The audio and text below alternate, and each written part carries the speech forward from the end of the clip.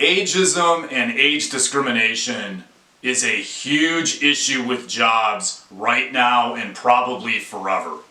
In my view, this issue used to only affect about 20% of the workforce back in the 80s and 90s. That's a lot bigger now. Now this issue may actually affect about 40% of the workforce, or maybe even more. I have a lot of information here I have written down for you that I'm going to share with you in this video about a highly important issue that might be the most important issue of your life if it affects you, someone in your family, or somebody that you may know on a close level. Based on my research on Google, the lawsuits for ageism in this country in the workforce are going through the roof. But only about 1% of those people win right now because of the laws. It's very tough to prove. Based on my research, that number could actually be considerably higher. It could be anywhere in the range of about 1 to 10% depending on where you live. There's different legal jurisdictions in this country. Thus, there's completely different federal district court systems that can give you completely different rulings if they're conservative or liberal districts. It could be as high as about 10% in some zip codes, but I doubt it. That's probably rare. That's how few people win. Keep in mind, this issue can happen to you as early as late 30s or early 40s. There's a lot of it in the 38 to 45 range in this country, depending on your industry or what you do for a living. Personally, I think the laws may have to change, and here's why. The current federal law on this starts at about 40. I really believe what we might have to do, or Congress may have to do, is lower that down to about 37 or 38 years old. As employers continue to dump older workers at younger ages, more people are going to end up on more government programs at all levels, such as welfare, SSI, disability, Medicaid, and maybe even county programs. Most people can't afford to retire in this country till they're at least about 62 years old, when Social Security legally kicks in for individuals. I call this the 20-year gap.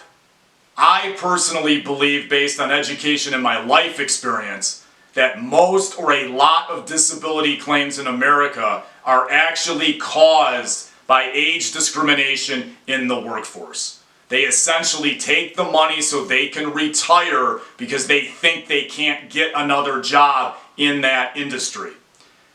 Don't get me wrong, we need all these programs. They have to exist.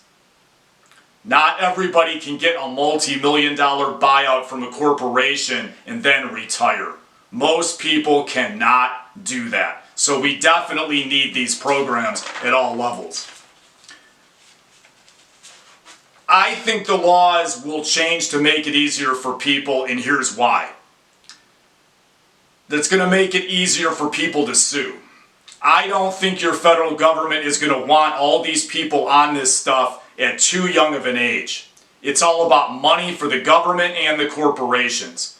The corporations don't want to pay older workers more money in salaries, wages, or in retirements. I really think it's now about the money in the wages and the salaries more than anything else, because most companies are not giving pensions anymore. People tend to make more money as they get older in any job. That's just the way it works. So the companies in turn want to dump those people, usually in their 40s and 50s or younger, because according to the companies, they're making too much money.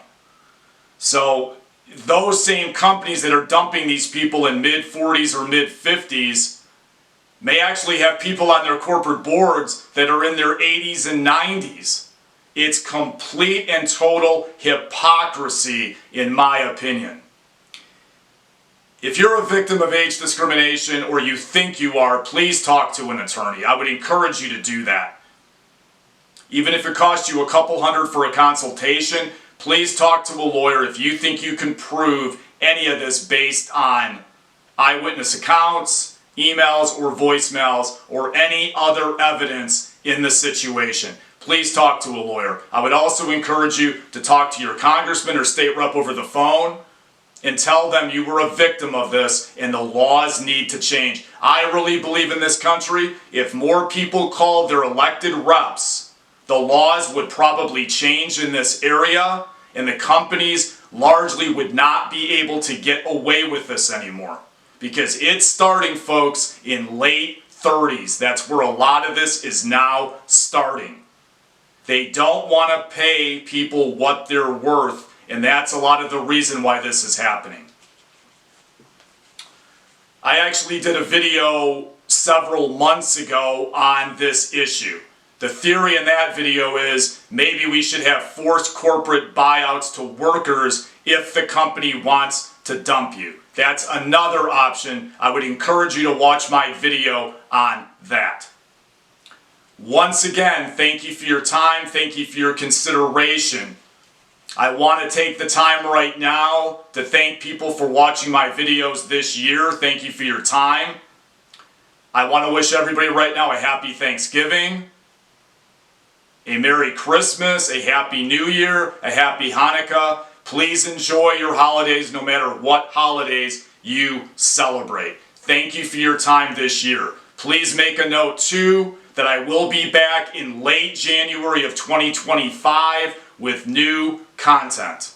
I will be back sometime around January 31st after the presidential inauguration. It will be in 2025, presumably late January.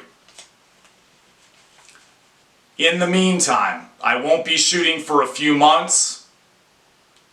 If you're interested in my ideas or you want to see more of them or more ideas on my views and things like that, I would encourage you to follow me on Twitter or X at Dave Bosek Writer.